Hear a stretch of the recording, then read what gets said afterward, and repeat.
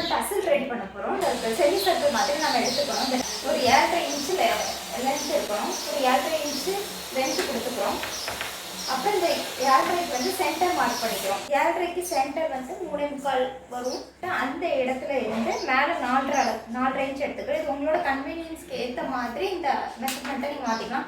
பெரிய சைஸ் இருக்கணும்னா இந்த சைஸ் ஓகே. இதை விட சின்ன சைஸ் தான் எனக்கு வேணும் அப்படின்னாச்சுன்னா இது எல்லாத்தையும் நீங்கள் கம்மி பண்ணி இந்த செமி சர்க்கிளை வரைஞ்சிக்கணும். இந்த கார்னரையும் ஜாயின் பண்ணிக்கலாம். கட் பண்ணி எடுத்துக்கலாம்.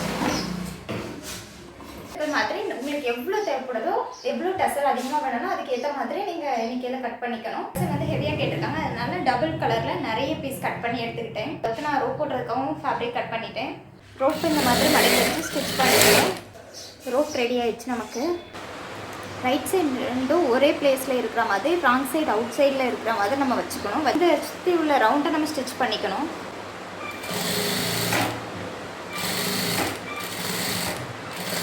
அதுக்கப்புறம் நாச் கட் பண்ணி விட்டுக்கணும். பண்ணிட்டு நம்ம திருப்பிடணும். இது மேலேயும் ஒரு ஸ்டிச் போட்டுக்கணும். இது மேலே ஒரு அடி போடணும். அதுக்கப்புறம் இந்த மாதிரி திருப்பிட்டு இந்த சைடு ஒரு ஸ்டிச் போட்டுக்கணும். ரெண்டையும் சேர்த்து வச்சு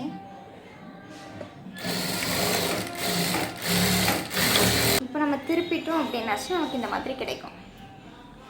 இதே மாதிரி எல்லா பீஸையும் நம்ம ஸ்டிச் பண்ணி எடுத்துக்கலாம். கலர் எடுத்துக்கிறேன். இதோட சென்டரில் நம்ம இப்படி விட்டுக்கணும்.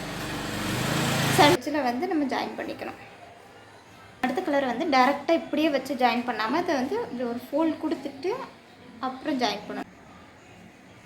எல்லா டஸ்லையும் நமக்கு தேவையான அளவுக்கு நம்ம ஜாயின் பண்ணிக்கலாம். டேசல்ஸை நம்ம சுடி ஆர் கவுனோட நம்ம அட்டாச் பண்ணிக்கலாம்.